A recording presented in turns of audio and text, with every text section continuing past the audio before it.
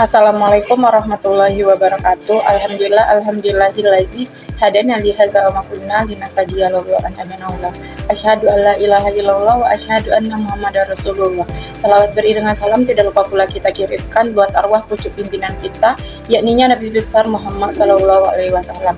Kami ucapkan terima kasih kepada Ibu dosen selaku dosen pengampu asesmen anak usia dini, Ibu Dr. Nenih Mayudin. Baiklah, di sini kami akan mempresentasikan hasil diskusi kami, yaitu mengenai tentang merancang asesmen perkembangan anak bulanan. Baik, di sini saya sebagai moderator dan rekan-rekan saya ada Amelia Delova, ada Ayu Fani Fabrianti, dan Anesha Sakira. Kepada pemateri pertama, Amelia Delova, dipersilahkan. Baiklah, saya Amelia Dialova akan menjelaskan poin yang pertama, yaitu identifikasi struktur asesmen perkembangan anak bulanan. Asesmen bulanan pada anak usia dini adalah proses penilaian perkembangan anak yang dilakukan setiap 1 bulan sekali untuk mengetahui kemajuan, kebutuhan, serta tantangan yang dialami oleh anak dalam berbagai aspek perkembangan. Adapun tujuan asesmen perkembangan anak bulanan, yang pertama yaitu memantau perkembangan anak secara bertahap dari bulan ke bulan. Yang kedua, mengidentifikasi hambatan atau percepatan perkembangan sehingga guru dapat memberikan stimulasi yang tepat. Yang ketiga, menyusun laporan perkembangan yang dapat disampaikan kepada orang tua. Yang keempat, menjadi dasar dalam merancang kegiatan pembelajaran bulanan berikutnya agar sesuai dengan kebutuhan anak tersebut. Adapun beberapa bentuk-bentuk asesmen antara lain yaitu: yang pertama yaitu observasi terstruktur, yaitu guru menggunakan pengamatan langsung terhadap perkembangan perilaku dan kemampuan anak menggunakan lembar observasi yang sudah memuat indikator perkembangan. Yang kedua, catatan anekdot, yaitu deskripsi atau penggambaran secara tertulis dari perilaku anak tersebut. Catatan dikumpulkan pada setiap hari lalu diringkas pada akhir bulan untuk melihat pola perkembangannya. Yang C, checklist, yaitu daftar perilaku yang berurutan yang di dalamnya tersusun dalam sebuah sistem dari suatu kategori, daftar indikator yang ditandai sesuai pencapaian anak dalam 1 bulan. Dan yang D, portofolio bulanan adalah kumpulan bukti perkembangan anak yang dikumpulkan dan disusun selama 1 bulan untuk menunjukkan kemajuan belajar pada anak. Dan yang terakhir yaitu laporan perkembangan bulanan, yaitu ringkasan capaian anak selama 1 bulan yang disusun dalam bentuk narasi. Isi laporan tersebut meliputi kekuatan anak, area yang masih perlu dukungan, dan rekomendasi untuk tindak lanjut. Sekian pemaparan materi dari saya ucapkan terima kasih. Langkah-langkah menganalisis hasil asesmen perkembangan anak bulanan. Analisis asesmen bulanan dilakukan untuk melihat perubahan perkembangan anak dan merancang pembelajaran yang sesuai. Asesmen harus berkelanjutan dan otentik dalam konteks kegiatan sehari-hari.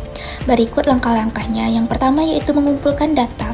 Mengumpulkan seluruh data perkembangan dari observasi, tes, dan portofolio sebagai dasar analisis yang objektif dan menyeluruh.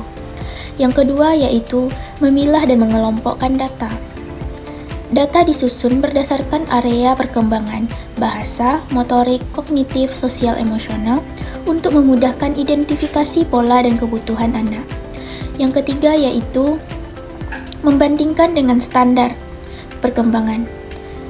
Hasil asesmen dibandingkan dengan standar usia untuk mengetahui apakah anak berada dalam jalur yang perkembangan yang sesuai.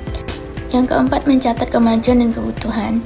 Guru mencatat pencapaian anak serta area yang memerlukan dukungan lebih lanjut untuk menjadi dasar perencanaan pembelajaran berikutnya. Yang kelima yaitu menganalisis faktor yang mempengaruhi. Meninjau faktor internal dan eksternal seperti karakter anak, dukungan keluarga, dan lingkungan belajar yang memengaruhi perkembangan. Yang keenam, menyusun rekomendasi atau tindak lanjut. Merumuskan langkah spesifik seperti penyesuaian metode mengajar, aktivitas tambahan, atau strategi di rumah.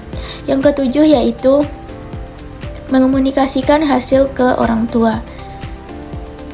Guru menjelaskan kemajuan dan kebutuhan anak secara jelas agar orang tua dapat bekerja sama mendukung perkembangan anak.